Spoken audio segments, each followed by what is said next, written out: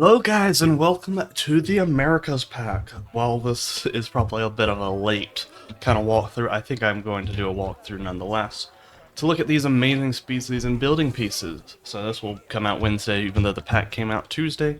I did not get early access, I did not expect to, so no shame there. But let's get right into the animals. I'm your host Greyhammer. If you do enjoy Planet Zoo content, go ahead and leave a like, subscribe to the channel, and comment what your favorite animal of the pack is.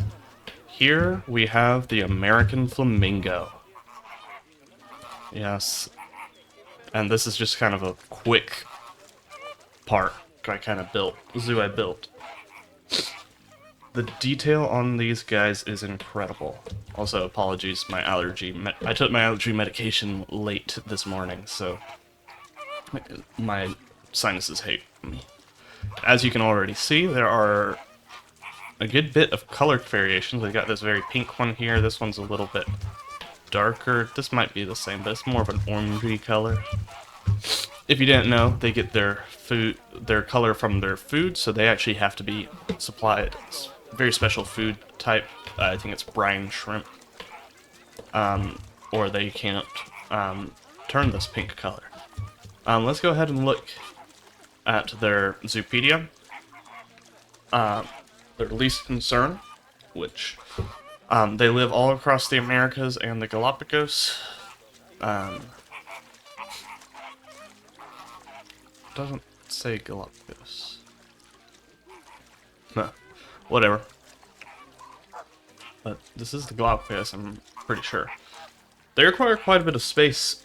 In fact, for your minimum size group, which is 20, you're gonna need that much space, which is a lot. It's more than you'd need for like Jaguar. And yeah, unfortunately, it's 20 required for them. They fix some things. Like, for example, they're neutral, not shy, which is good. So, certainly good there, but 20, so I might have to figure out how to work them in my zoo a little bit better. Because my zoo does not have them quite that big of an enclosure. They're neutral. Guests can enter their habitat. They are monogamous, so you want male to female pairs. They can live up to 60 years, so you're gonna have them for a while. Here's the enrichment they're able to use. Really not that much, as per normal. And interspecies none, which is really upsetting. I really wanted them to have interspecies with at least the Galapagos tortoises. I think others that would work would be something like a beaver. So that's an unusual habitat. I can't think of what else they would really have. But it's cool they're moving along like this. A very cool species. I don't have babies in the group, unfortunately, but these guys just I'm recording this as quickly as possible.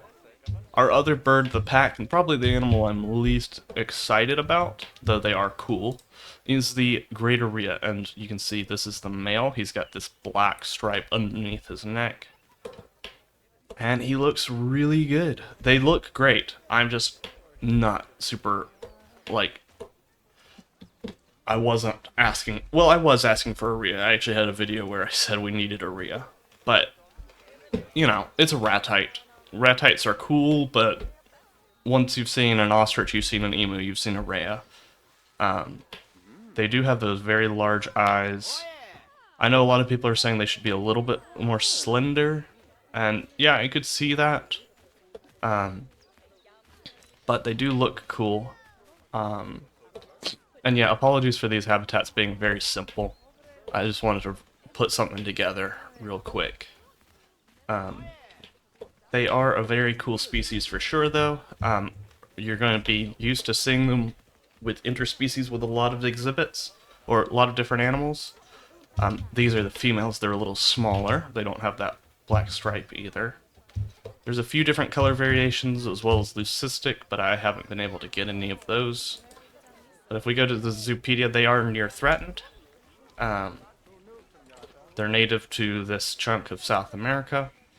They also need a pretty large group for these three 850 square meters, which I'm sure this is... Oh, it's actually technically large enough. I guess we can check their... I mean, there's not much here that would disrupt their traversable area, so... But, back to the Zoopedia. They need a pretty large habitat, but not too bad. They can live in groups of up to 13, but you need at least 3. Up to 1 male, so that's the unfortunate part. You have to have only 1 male. They are confident guests flee from them, so you can have lots of guests looking at them. They are gregarious and promiscuous, so you can do breeding pretty quickly with them and pretty easily. Here's the enrichment. I mean, it's kind of standard to the ratites. And then interspecies, it's only the alpaca, capybara, and llama. So, unfortunately, no really good enrichment options. Like, the llama and alpaca works because that's kind of your stand-in for the guanaco and the vicuña. Unfortunately, they don't have a wild type color variation of those guys. But I'm going to be mixing them with my anteaters and maned wolves, and hopefully they don't get into fights or anything. I don't think they would. But let's get into our next species. That is the bighorn sheep, one of the ones that a lot of people don't like being in the pack. Here's the male. That's the one that you're gonna want to see. I think they look incredible. This is by far Planet Zoo's best sheep. That horn texture is very good, along with this fur texture. The patterning is great. They just look incredible. And the ewes do as well. And they've got that, let's see if I can get it. That goat eye. Watch out for predators. Gosh, my allergies are killing me. I haven't seen them get up on here yet, but... Oh, you know what we didn't cover? We didn't cover what biomes these guys could be found in. My bad. Grassland and temperate, which is pretty good, and we'll get to those later. I'm pretty sure these guys have a wide range of habitats. Yeah, aquatic, tropical, grassland, and temperate. I didn't know that they live to the south of my state. That's actually cool. I've never seen one in the wild. I've been down south quite a bit, but that is quite cool. Yeah, so bighorn sheep, if we look at their Zoopedia, least concern, they are native to taiga, grassland, and deserts. So you're going to have a wide range of habitats that you're going to be able to keep them in. They have a pretty small enclosure requirements, which is great. They can live in group sizes of 3 to 10, and yeah, they're polygamous. They live for 12 years. They're confident. Guests will flee from them. If you have 2 males, they will fight. And then they have a ton of enrichment with American bison, prairie dogs. Oh shoot. It's my bad. Don't click on the stuff. American bison, prairie dog, moose, pronghorn antelope, and reindeer. So, very cool species. I think it looks great. It will be great in making a wide range of habitats. And we'll move on to the next one. Before we move on, actually, we should check their traversable area. I'm pretty good. Oh, they can't escape there. They seem to be pretty good at jumping. So, that's cool. Our next species is the white-faced saki, and we can see one climbing about right here. This is the female. Not so white-faced, but looking very, very cool. I believe that's the... No, that's the other female. So, very cool species. Another small monkey. There's actually something I want to check. This is the male here, if you haven't seen the screenshots already. Um, so very cool species. Looks very, very good. There's something I want to know. If I look up the capuchin, I want to see how big they are compared to each other. So this is another New World monkey species with a much better tail animation. They do seem to suffer maybe from the frontier monkey syndrome of not liking to climb as much. Like, I would expect to see them all over here. And so when I saw the one climbing, I was like, well, let's get to it. Oh, I do have another male in here. It looks like. I couldn't remember. So we got 2 males, 2 females. Or he just rushed off over there. That must have been. Oh, here we go. Oh, and he's gone. But the capuchins they supposedly fixed to make it so that they... Oh, come on. I need to compare your size. So the capuchin's a little smaller, maybe? The Saki is at least bulkier for the male. They're a very cool species. Okay, we do have 2 males, 2 females. So let's go ahead and look at their... Let me select them, game. There we go. So their least concern as well. Really good pictures here for them. They live in this northern South America. They don't require a very large enclosure, even if we go pretty sizable. So that's cool. They need a 3-meter tall fence, so that's tough. They can have up to 12, so that's kind of the max you're going to need for them. It's 320 square meters. So 2 to 12. They are monogamous. They may be promiscuous. They are gregarious. They're shy. So you will want to keep them... that's a little trickier bit about them. You don't want too many people coming to them. So you want areas where they can hide. They live up to 25 years old. Their habitat is tropical. This is the enrichment they can use. They're a primate, so they got a bunch. And then no interspecies enrichment, which is quite unfortunate. I'm just checking to see if we can find them climbing. See, I'm going to do a walkthrough enclosure with these and the capuchins. So I'm hoping that the guests don't freak them out too much, but we'll see. Oh, that's the capuchin climbing. We know that he climbs. Next up, we've got one of my favorite species in the pack, who's sleeping over here. We've got the coyote. Let me see where the other one is. There we go. Because their model looks incredible. It's probably the best... Okay, he's lying down now.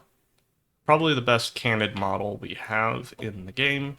I do like the red fox, but just the way it looks very similar to what a coyote actually... Okay, don't look so sad. Very much to what a coyote actually looks like. Very nice on there. They do have a albino variety, and it looks like he's just going to sleep. I did add a lot of hills and stuff. Seems like a pretty good traversable terrain. I don't know why that's not working for them. Huh. But very much a regular old canid. So let's check their Zoopedia. So least concern for sure, because they are very common where I live. They live in pretty much all of North and Central America. They have just been found with some in Panama. Unfortunately, they do need a rather large enclosure, which is a big thing with canids in Planet Zoo.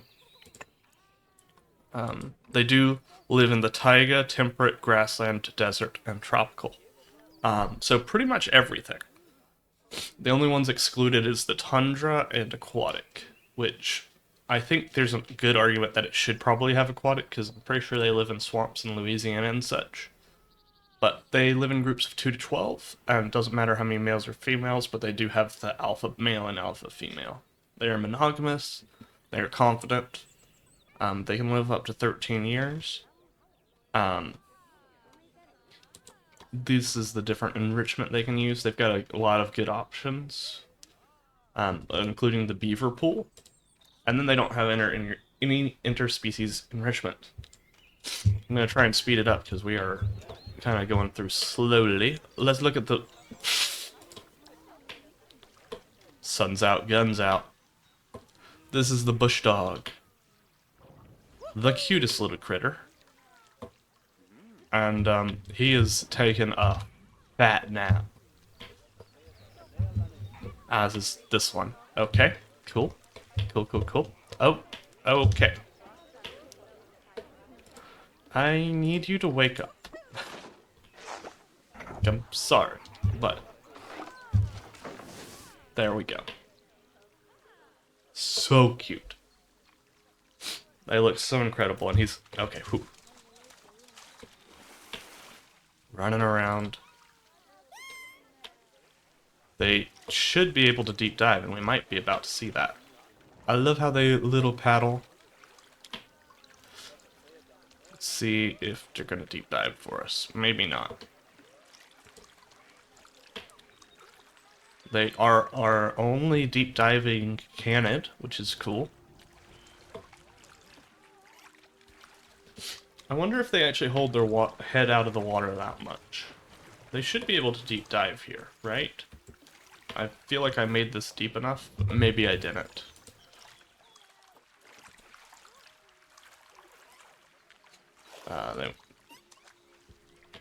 It won't show me through here, because... Oh, it seems like, no. 2 meters? That's not 2 meters? Okay, whatever. At least it's only 2 meters. But, very cool species. Let's look at their Zoopedia page real quick. They are near threatened. They live in a lot of South America and into Central America. If they require a much smaller enclosure. Looks like it goes up by 50 meters, and it goes by 25 meters for water. They don't require deep water, so that's nice at least.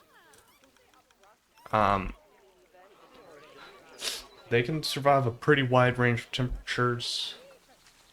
They live in grasslands, tropical, and aquatic, which is nice, because I'm going to keep them with my Barrett's tape here. Species data, you can have a group of 2 to 12. Alpha pair, again, they can live up to 20 years, which is cool. Lots of different enrichment options, including the tunnel, which is great. No interspecies enrichment, as is kind of typical for predators, but I would expect maybe a smaller predator like this to be able to live with larger animals, but whatever. Let's move on to our last species. That's the ocelot.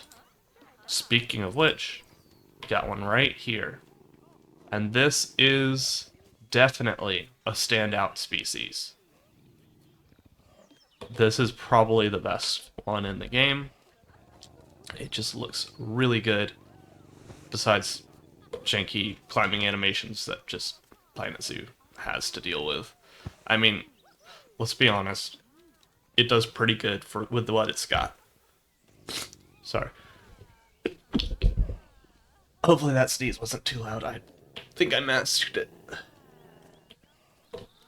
It hasn't rained in a couple days, so the pollen has accumulated. But very cool species. You've got this eye spotting in the background, or on their ears, to make it look like they have eyes in the back of their head, so that larger predators like jaguars may leave them alone. So that's a common thing that a lot of cat species have. Make it look like they're always watching you. Oh my goodness. The little movements of the head while it's sleeping is so cute. We're gonna pretend like they're not suffering in here. But it looks like they're both sleeping. So let's look straight at their Zoopedia page. They are least concern. which is great to see. It's such a beautiful animal not be endangered. They live in North Central America, reaching up into, looks like, maybe parts of California. They just don't live in southern South America. Doesn't require too big of a space, but does require quite a bit of climbing, more than the Saki monkey, I'm pretty sure. So, it looks like probably about the same size as the Jaguar enclosure, which is a little excessive, especially considering ocelots require 16 square meters according to the AZA. Live in groups of 1 to 2. Biomes, they can live in tropical and grasslands. They're polygynous. 15-year lifespan. They are solitary. Not much to say about that. They can use a lot of different enrichment items and no interspecies enrichment. So let's go look at the pieces real quick, and we'll wrap it up with some thoughts about the pack. So first of all, the free update. If you watched my stream, you knew I mentioned the daffodils. They are not native to North or South America like I thought, so you actually can't use them in franchise for your South American grass. Which is a big problem, because, well, we have no really good ground cover for South America in your grassland exhibits, but these flowers are probably the most detailed in the game, so I'm definitely going to use them in my gardening projects. So you've got some small ones, some medium-sized ones, and a large patch. I've grown up around these, kept as stuff for growing, like gardens. My mom's garden has always had daffodils, so very iconic there. Different pinata pieces. Most of the stuff is flexi-color, so all this, you can change it to whatever color you want, so we could just make it our zoo's kind of off-white if we wanted to. I don't know why we'd want to, but boom. So if you're looking at it and you're saying that's a little garish, then don't worry, it can be recolored however you want to. So you could do an enrichment, custom enrichment item. Sorry, 1 second, dogs. Let's try and get through this real quick. So we've got our signs, which look great. These are like, not a rug, but they're a disc. But if you were to make them this color,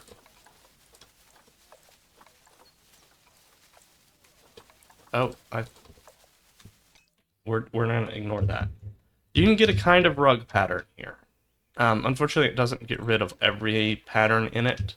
I think, like, so you've got these disc variants with the animals and the ones without, but I want to say you can surely, like, I thought I saw that you could make it.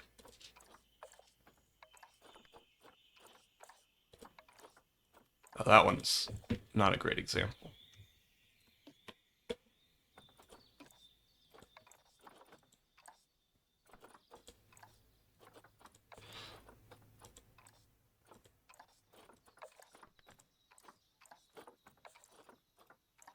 Okay, well, that just sticks around with it. It's not too bad, though. So these discs, unfortunately, there doesn't seem to be an unpatterned variant of them. Oh. Disc. Yeah. Unfortunate, but, I mean, they still work. You could use, these as, like,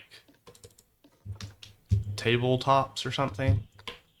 Then you've got these kind of fans, which are colorable, which I believe the pattern on these goes away if you... Oh, shoot. I want to keep this from being too long of a video, but yeah. You can make some nice tabletops with this as well. This as well. Dogs are going to frustrate the heck out of me, but we're going to just keep going. These as well, you could make just larger variants of those. You've got these, which I think using these as like fancy napkins at a restaurant would work. Not napkins, but like what you put your plate on. Table, not tablecloths, but I can't think of the word. Then you've got them with the strings on them. Unfortunately, these strings are not FlexiColor. They're like the only thing that are not FlexiColor. But you got these different varieties. I wanted to use them to be like, they're very thin, and I wanted to use them to make like the fire hose material you often see in monkey habitat. Apologies for that. Then you've got these paper flowers. I'm realizing this video is going to be a little long, but and then these. I think these will have more uses than these. I think you could kind of make a nice looking deep mural or whatever with those. You got these fabric pieces, which I believe you do get a pattern when you turn those into just a standard color. But it's not that bad, so you could still use this for like rugs, or large canopies or whatever, shade cloths. Definitely cool. We're gonna look at that stuff later because that's the best pieces. This is also something I'm super excited about. Is this confetti? It's pretty thick, so if you change the color to like a brown color, and then you could probably color match it. Just kind of grab some of these and color match it to the mulch and just kind of use this. It's a little thin, but if you just like rotated it, you could get some more interesting mulch texture. We also have the VFX of these kind of shooting out. These are not FlexiColor, so I'm never going to use them. Sombreros, I'm also probably not going to use those, but they are FlexiColor, so you could maybe, I don't know, you could do something with it. How does this look rotated around? I don't know what you could use that for, but you could probably use that for something. You've got your statue, so there's the different variants of this statue as well, which I think you could use for both wolves and coyotes to make kind of some thematic areas. Now we're getting into the good pieces. This ranch gate looks great, could use this to make some backstage exhibit areas very easily. Or what are they calling this? Yeah, the ranch gate. So, yeah, that's nice. This, you're going to use in lots of windows, I'd imagine. You can change the color and match it however you want. Then these pieces, I'm very excited about these. I do want to see, real quick, please humor me, how, so it doesn't snap on, it doesn't look like, but we align to surface. Yeah. So, I'm definitely creating some of these with, you're going to be able to create some nice logs with this, with little bits of bark still hanging on. I think that's going to be great. Unfortunately, no climbing on these. Now, I do want to check, is there climbing on these strings? Because there might be some uses for them if they're climbable. Organic, no. Okay. Also, it said it was FlexiColor, did it not? It does. I wonder if that's a bug? Or did they fix it? No. Okay. So it says FlexiColor, so maybe Frontier will make it FlexiColor. But I really like these logs. These fences look great. I think they'll work great for standoff fences and backstage exhibits. They come with nails in them, though the texture doesn't seem to be working on my computer right now. I don't know why. Pretty sure my settings are high.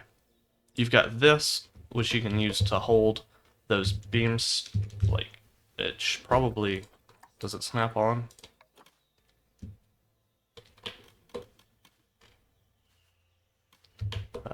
Looks like yes, but not very well. Oh, okay, whatever. So you've got these, which you can use to hold those beams together. I think this is going to be really useful. These pieces look great, and they're flexi color, so you can just kind of make them look how you want. You'd make these bronze or copper or whatever. You've got this, which I think this piece is going to be super useful, as well as this. This is our new hinge for creating nails. That and these pieces look incredible, along with this one. So this one matched with this one. They don't snap together, unfortunately, but you could make a bolt. This is going to be great for sliding doors. These will just attach to things.